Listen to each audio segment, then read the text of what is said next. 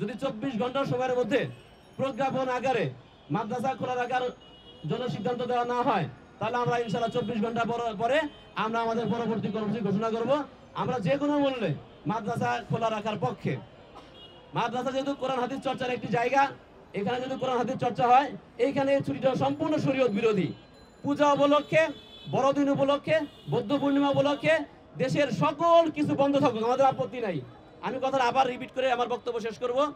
এই পূজা উপলক্ষে, বিভিন্ন ধর্মীয় অনুষ্ঠান উপলক্ষে যেরকম বিধর্মীয় অনুষ্ঠানগুলো আছে, বৌদ্ধ পূর্ণিমা, মাঘী পূর্ণিমা, বড়দিন, এগুলো উপলক্ষে দেশের সাধারণ ছুটি থাকুক। স্কুল, কলেজ, কোর্ট কাছারি, বিশ্ববিদ্যালয় সব বন্ধ থাকুক, কিন্তু মাদ্রাসাগুলো যেন এটার আওতা বহির্ভূত রাখা হয়।